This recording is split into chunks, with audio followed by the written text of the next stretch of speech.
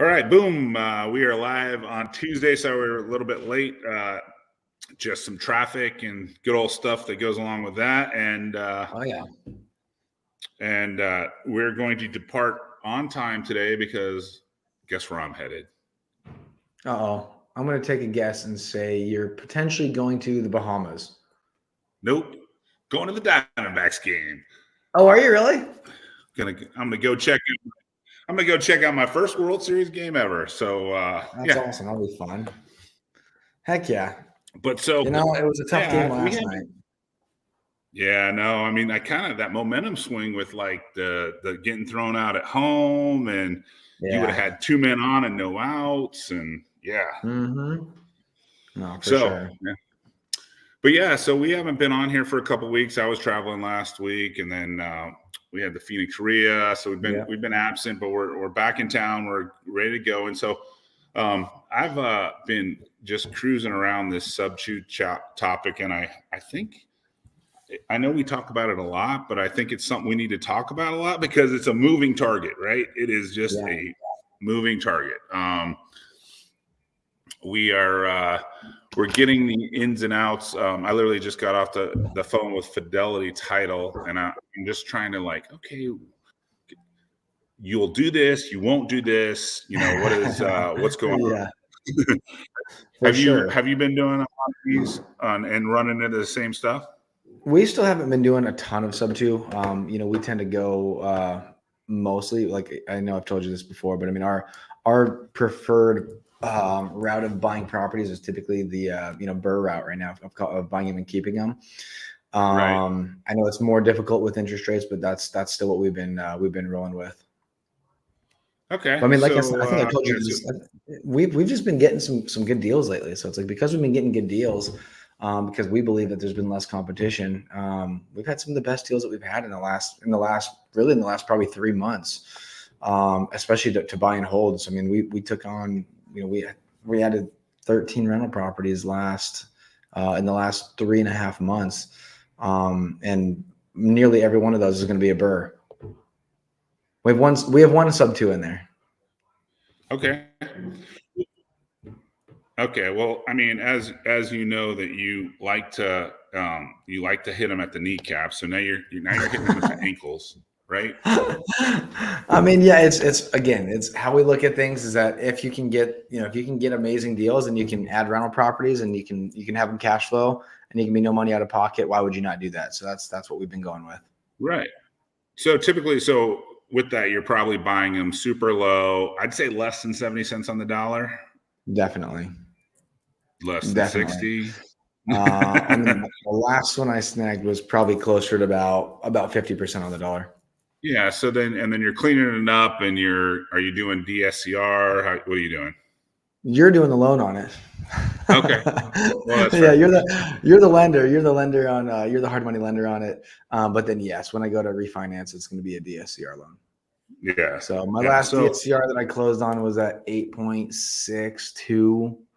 8.62%. Because if people don't know that are on here, typically DSCR is about a point to 2 points higher than a Fannie Freddie. But again, it's one of those things where you don't have to jump through nearly the amount of hoops to get it, and so you just kind of have to decide if it's worth it for you or not. But for me, it tends to be worth it because you also only get 10 Fannie Freddie loans, so it's something you have to think about. Yeah, so you only get the 10 Fannie or Freddie, and like you said, it's literally they're just going to look at the cash flow on the property, and which makes that super easy. You don't have to do the bank statements and all the stuff that you typically have to do with the normal Fannie Freddie refi, right? Yep, exactly. They view it as an asset. They view it as a business, basically, opposed to just buying a property. Yeah. Well, so I bought my first sub-2 on July 31. I grabbed it. It was a Texas deal built in 2020. Yep. They got 2.75% interest. I've actually talked about it on the show. Like I couldn't go wrong. Like how do you go wrong? Right, I was getting about a 10% discount. So then it just, it started, and then the cash flow is like $1,400 a month. And then I just started down this path of like, okay, sub-2, let's, if we're going to do it, we might as well do it right. So I'm just trying to figure out all the ins and outs. So I don't, if you know this or don't know this, but there's multiple title companies out there now that won't actually even do them. And here's what I've figured out. So no one is touching FHA. So they're just flat not doing them. VA is fine as long as you do it as an agreement for sale. So you're buying it from the seller, but you're not actually getting title in your name. You're buying it, and you're taking it, or you're getting the payments and all that. You're doing the down payment, but they don't actually transfer the deed until it pays off.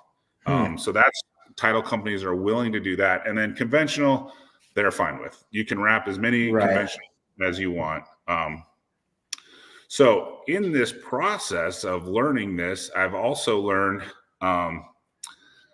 people are selling these FHA houses sub 2, and they're called self-performing. Have you heard of this? The self-performing. No.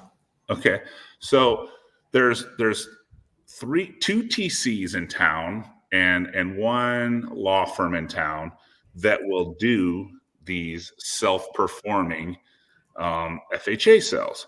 And basically what the self-performing is they just basically order a title report. Okay. And so let's just say I'm buying a sub 2 from you. Right. You have an FHA loan on it. So we go to one of these two TC companies in town that are doing it, and you're the seller, I'm the buyer. They are literally just ordering a title report. The title report came from Fidelity Title. Schedule A, Schedule B, the exceptions, all the good old stuff on the title report. Not that a lot of people in our industry actually read those reports. Yeah, exactly. Because they're getting title insurance. So I get my title report, and it on this house, and it has the Schedule A, the seller, all that kind of stuff. Then it has the Schedule B with the loan, the HOA, all the different stuff that you see on the Schedule B, and then it has some exceptions. And one of the exceptions is an existing lien. Okay. So I've actually done this before. So, I've read title reports, and I'm just like, all right, I gotta like check out this existing lien and see what. So, I reach out to Fidelity. Oh yeah, that might need a little clean. Yeah, exactly. Yep.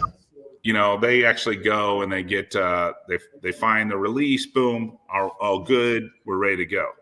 Right.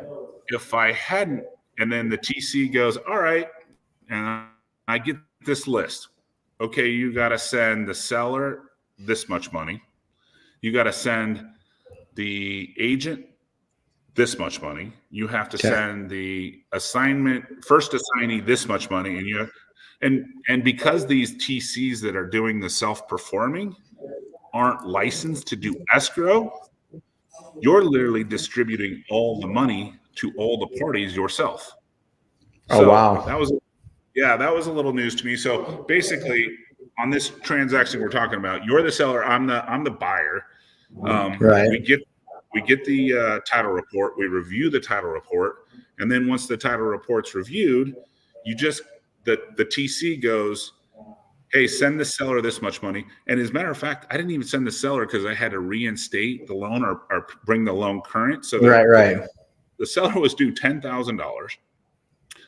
I had to hop into his mortgage company and reinstate $8,400. Okay. And then I'm like, okay. And then the TC company says, okay, send the extra $1,600 to the seller. And I'm like thinking about, okay, what about the HOA? So now I have to wait for a recorded deed. And once I get the recorded deed, I can then contact the HOA. Get the HOA, and I found out that there's $606 that is past due on the HOA. Okay. But if I would have not known any better, the TC says, hey, just wire the $1,600. Right. Well, I'm like, oh, what about the HOA? So I do my investigation and find out that there's, $606 in HOA dues. Yeah, yeah. And so I pay that. And then, I got this seller who's like, hey, well, I think I'm supposed to get like $10,000.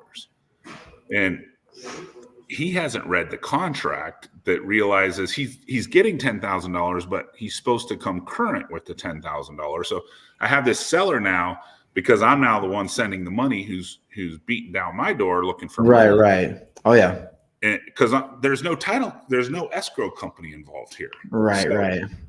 So no one to manage all of it. Yeah. So now, because you do use a self-performing TC, which, there's people. So if you're out there looking sub 2 deals come across and they're FHA, just know that there's very few title companies that are actually doing them. So there'll be this little bottom piece that says self-performing. So that just means that you're just ordering a title report. You have to review the title report and make sure that there's no cleanup. And if I hadn't reviewed it and known to clean it up ahead of time, imagine if I'd had to clean it up after. No, that sounds awful. That sounds like a headache right there. So, and then here I am also trying to, so as a seller of a sub 2 self-performing, here's another clue. Like, here I am the buyer, the deal's closed, and I had to send 2 bird dogs or, sub wholesalers, $4,000 each. Okay. That I'm supposed to send on a wire. And then the original guy that signed up the contract wholesaled it for $20,000. So here I am supposed to send 2 $4,000 assignments and a $20,000 assignment. But, who's to say that I could just not do it? The deed's recorded. Exactly. Yeah. At that point, it's just a matter of what's written down there. And yeah, that could be, I mean, that's what's amazing about title companies that people don't realize. Like they take care of so much, that we have, but we don't want to deal with. At least myself personally, I'm one of those people where I do well when I'm in my own knowledge of my things, which is, buying and selling houses, right? And meeting with people. But when it comes to the paperwork side, when it comes to like the actual, the actual important parts that can get you in trouble long term, I would never deal with that, because I would sink myself if I ever tried to. So I mean, just the fact that they can handle all that for us is amazing. Yeah. So you have to have one that you trust too. Yeah, for sure. So I mean, imagine if you're a seller of a sub 2 deal that is an FHA, and how many wholesalers out there, after their recorded deed, and now they got to pay $28,000 in assignment fees? Yeah. I mean, there are people in this business that I know that would be like, nah, you know what? I'm just going to send it. I'm good. Yeah, exactly. No, absolutely. There's no doubt about it. There's no doubt about it. There's the seller got what they wanted. They got their money. They got reinstated. Their payments are being current now. Their credit's being repaired. And, I could tell you on these self-performing FHA ones, I don't know that I would trust certain wholesale buyers to, fund my assignment fee after the close. Definitely not. I hear you. I'm with you. I'm with you. You know what I find that gets really sticky is we just had this one happen on a property that we bought up in Prescott. Is that, and again, I'm happy that title was here to kind of handle it, but there's things that happened during this transaction because of just how people do real estate, like transactions. So we bought this property and we have a tenant that's in place, and he provided, I'm sorry, not the tenant, the seller provided the lease agreement that was in place. Yeah. Right. So they provided that to Fidelity, to title. And so obviously title they pulled out the security deposit that was owed to them. Right. And they prorated the rents and everything. Well, I go to find out that the guy is like, hey, I'm just curious, but where did my money get sent? And I was like, oh, I received the rent portion, your security deposit through title when we closed. And he's like, okay, well, how much do you have on there for security deposit? And which the contract showed, it was $1,850. So I was like, I got 1850. And he goes, I have a side agreement with the seller that she owes me another 1850. And I'm like, well, I don't know what to tell you. I don't have that. Fidelity doesn't have that. The seller never provided that. And so that was and then I was like, do you have paperwork to show this or anything? He sends me a contract between him and her saying that he needed to pay her the 1850 up front for the security deposit, but then he also had to pay her 1850 over a 6-month period. So it was like $305 or whatever it was per month. Right. And so he did that. So he paid her an extra 1850. And so obviously it didn't go through title because she provided with the lease agreement that she had. Yeah. And then they had a side agreement for another one. And so he's calling me, asking me for an extra 1850. And I'm like, I don't have that. I was never given your 1850 that you have a side deal with your old seller for, your old landlord for. So you got to look out for that. There's that happened on one, and then there was another property. This was the exact same transaction, same lady, with a different tenant though, and it was the exact same thing. There was a lease agreement that was drawn up, and it was all clear, and then it was all in pen, and then in a different color pen, there's different writing over the top of it with some different terms on it.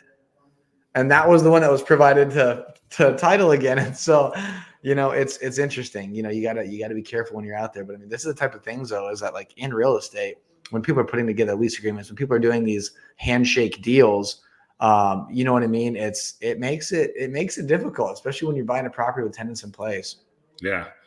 So that's a whole different thing. And then, so one more thing I've learned about these sub 2 deals, as you're doing them around the country, you got to remember that there's lending laws. In 2012, there's a law that was put in. It's called qualified mortgage. So you're offering financing, and your only kind of get out of jail free card is you're allowed to offer seller financing to a buyer on a house that you have lived in.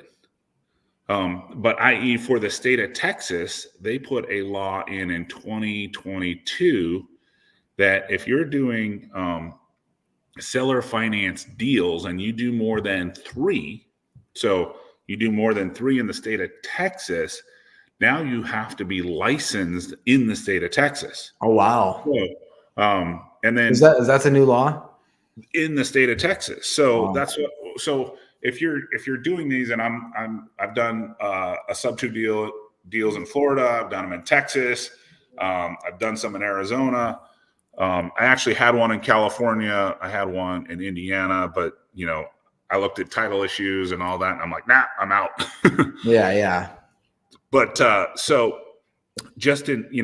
so you can't also sell an agreement for sale in Texas. So there are certain states so your dispo option is obviously a long-term rental, a short-term rental. Yeah. Then one of your other options is, a lease option.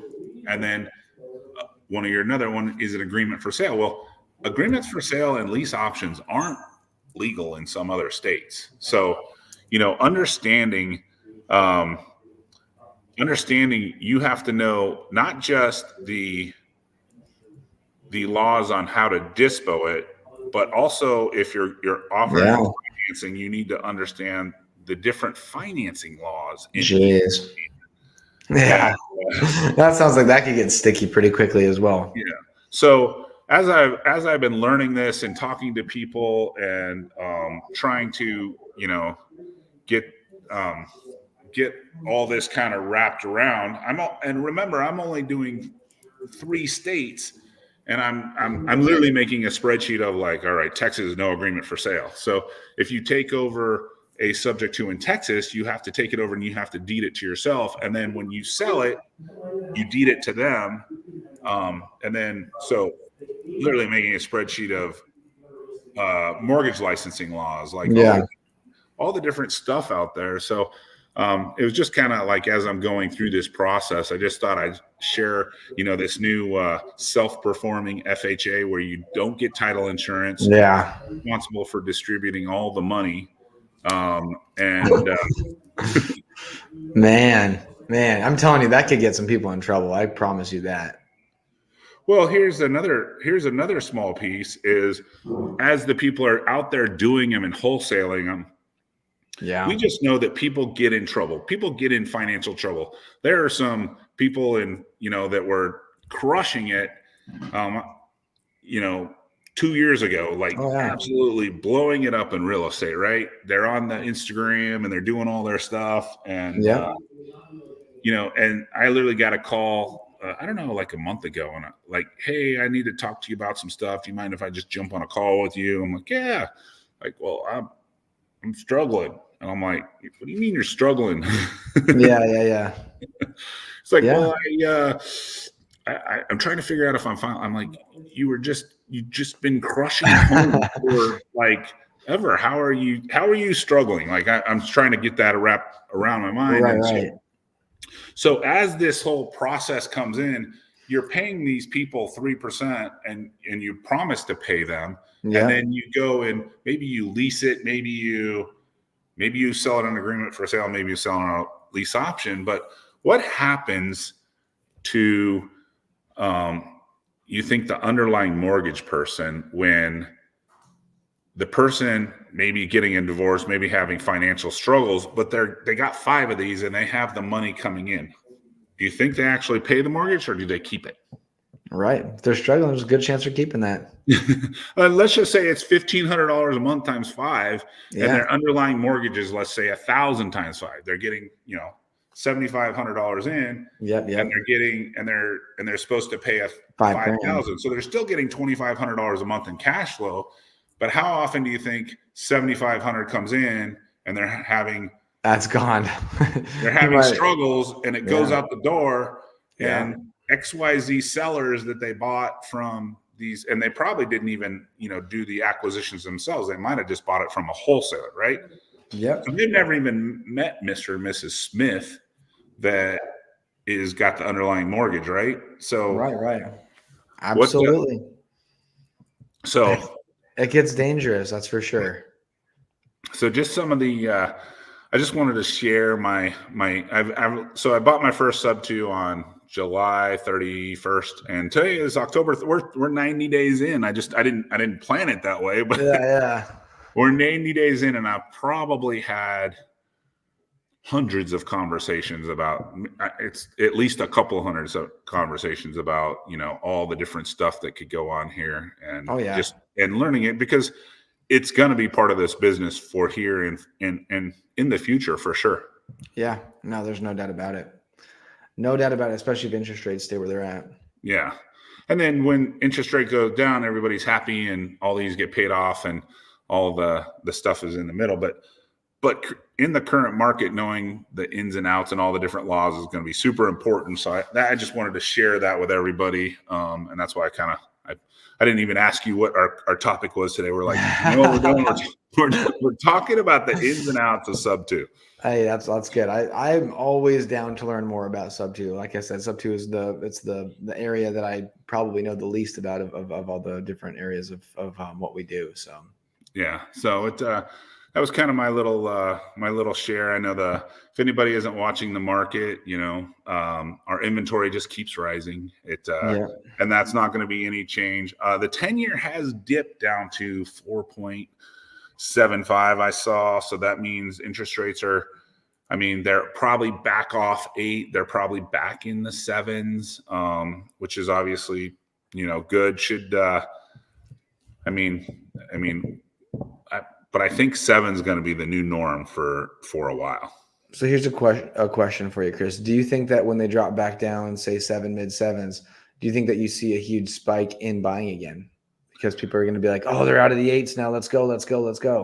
Well, see, it'll be interesting. I don't think right now we're in the fall schedule, which it's always slow. There's nothing new here. But, this is a replay from last year. They were in the 7s and they dipped to the high 6s in December. And you saw a very fast, healthy December, which is, who usually buys houses during Christmas? Not the norm. Right. Exactly. So, as long as as long as we stay in that 7. So if you're watching that 10-year, like it's probably at 4.75 or 8. If we see anything, and the economists are saying for 3 to 4 rate decreases, which is just the Fed rate. It's not the 10-year, but the unrest in the Middle East should keep, because when there's unrest, people run to treasuries, right? So when people run to treasuries, supply and demand, more money coming to treasuries, generally they decrease. So we could see some lower pricing. If we see anything down below 4.5 on the 10-year going into January, I think we're not going to be in for a amazing spring, but we'll be in for a good one at least. Yeah, right. Nice. I like it. What do you got? Anything new going on in your business? Any questions about the sub 2 world? I've literally been you've been diving deep. I've been studying this, like, I got a math test on it because I'm just trying to do it all right. You really have. No, I mean, like I said, we don't do a ton. We really don't. What we need to do is we need to hit it harder, though, just in the sense of when our leads come through, of actually going about it, where it's like exhausting that lead. We exhaust it in every other sense, except for sub 2, typically, except for creative. And so, obviously we're probably missing out on deals by not hitting hard on it, but it's something that we can definitely add. But again, we typically go the route of wholesale first, if we can get like a nice fat rip where, obviously you close in a matter of a couple of weeks. Those are always nice. Yeah. We got 2 of those last week or a week and a half ago, from cold calling. We sold one of them through you guys. Then we sold another one. A couple of days after that one. But yeah, I hear you. Hey, you blasted it out. But so we go wholesale first, and then we go flip next, and then after flip, we'll kind of at that same time frame, we'll look at if we want to flip it or if it makes sense to burr it and keep it. And so then really last route that we typically will go is a novation. And then I know a lot of people will go after novation, then they'll hit creative. And so that's something we're not doing yet, but like I said, something we should probably be throwing in. Yeah, for sure. Well, cool. It's coming up on a half hour, and I'm headed downtown to the D-backs game. I'm gonna go to my first and probably only World Series game, but I'm gonna say that I did it. Well, and it's kind of cool because you're doing it on Halloween night. Yeah, and guess what I got on? This is my costume. Dun, dun, dun. Oh, there we go. Little Captain America. There we go. Perfect. All right. So one question: when wholesaling, when reverse wholesaling? So reverse wholesaling is when you basically have the buyer set up, right? And then you go get the deal, right? So what questions do you ask the buyer? Obviously, you need to know where they want to buy, what their price point is, how much rehab do they want to do? I mean, all those kind of questions are, so price point. Yeah, you want to find out what their buy box is. Yeah, exactly. So what is it exactly you're looking for? And that's what I think, Chris, I know you guys are really good at that. You guys have certain buyers that are good for certain, price points, areas, all that stuff. I mean, you guys do a great job of that with us, even where it's like, okay, if you guys get a deal in Northern Arizona, Sedona, Flagstaff, Prescott Valley, that kind of area, you're sending it over because that's kind of our bread and butter over there. Yeah. So yeah, exactly that, Zay. When you are building your buyers list, just make sure you know what everybody wants, so you can get a decent idea of what to look for, so that because I mean, it's smart though. It's smart to go reverse wholesaling, because if you're having a hard time finding buyers right now for certain things, then exactly like you said, go reverse and say, okay, well, who are my people that I know 1,000% will buy? And then if they 1,000% will buy, then go find out exactly what it is that they're looking for. Yeah, and hey, for all you wholesalers, you probably have a little bit of extra time on your hands right now. Yeah. So one of the great things to do is dive into your buyers list and start doing some reverse wholesaling, so that you can take a little bit of that risk off the table, figure out who's still buying, Yep. What do you want to do, and then target your marketing around those things. Yep, for sure. I'm going to go buy as many Northern Arizona 50% so I can sell it to Luke for. Hey, we just completed a flip together, and it just closed yesterday. Sweet. All right, I got to go to the Diamondbacks game. See you guys. Hey, sounds good. Enjoy it. Yeah.